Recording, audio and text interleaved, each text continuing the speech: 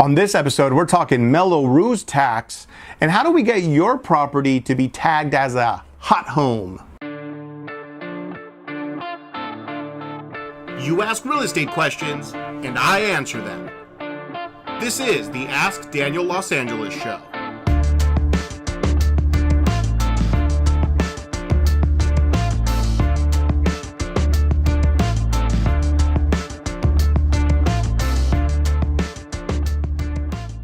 Hey everyone, this is episode 16 of the Ask Daniel Los Angeles Show. I got 4 really good real estate questions for you, so let's get started. Richard C. asks, I noticed some listings say there's a Mello-Roos tax. What's that? Mello-Roos tax. All right, guys, so this one is separate than the property tax that you're going to be paying every year. So if you're in an up-and-coming, well, I shouldn't say up-and-coming, I should say a new development area, and they want to do a special Mello-Roos tax to help build the schools. So that's something that you're going to get taxed on. Now, what's nice about the Mello-Roos tax is that it does eventually end, unlike your property taxes, which never ends. But the Mello-Roos tax will eventually end, let's say after a 5-year period, okay? But once that's done, it's over and done with. That bond is paid for, and you no longer have to pay that Mello-Roos, but it's still an additional tax that you have to pay as a homeowner, but it's only in certain areas. So you got to make sure, you got to see whether or not that area that you're looking in to buy has a Mello-Roos tax. Deb G asks, on some real estate websites, there are listings that get tagged as a hot home. How can I get my property to show up as a hot home?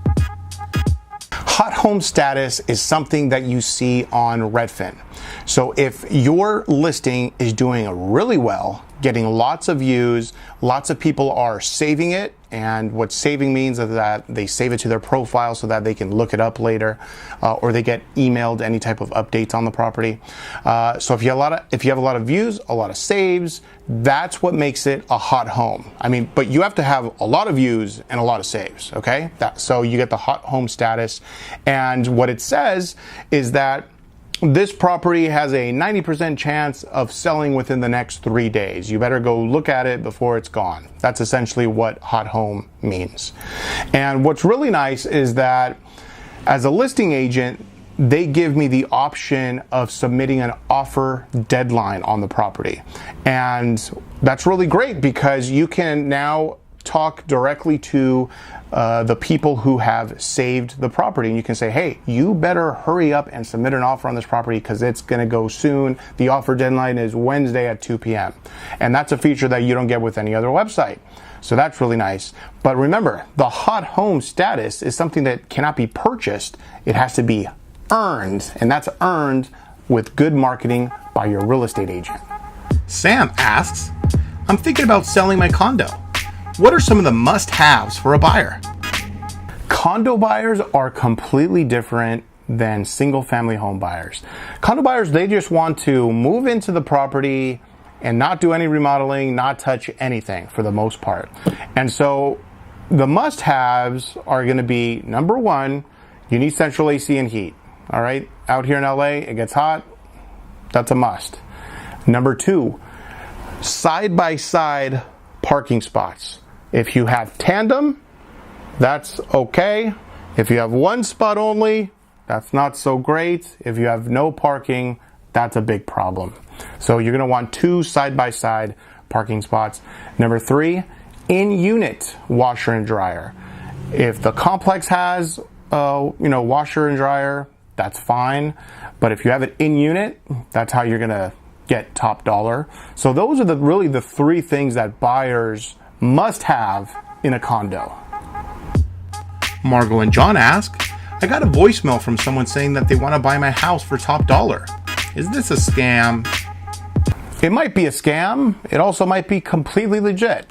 There are a lot of companies out there that do robocalls. So that call that you got, they blast that out to everybody in the neighborhood, and maybe they'll get 1 or 2 phone calls back. They will then offer those people an offer on their property, but it's usually about 15% less than what the property is worth. If they end up buying that property for 50% less, they're happy because they can sell it to their investor at about a 5% profit margin. That investor will then fix it up a little bit and then flip it, sell it, they make a profit. You know, everybody wins except for you because you took a much lower offer than you should have. But if you just want to sell that property really, really quickly, then that's the way to go, and maybe that is a win for you.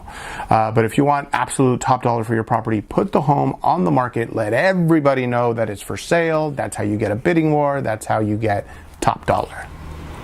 That is it for episode 16 of the Ask Daniel Los Angeles show. Had a lot of fun this episode. Hopefully I've helped you out just a little bit. If you want more real estate advice, go to my website, contemporealtors.com. You keep asking real estate questions and I'll keep answering them.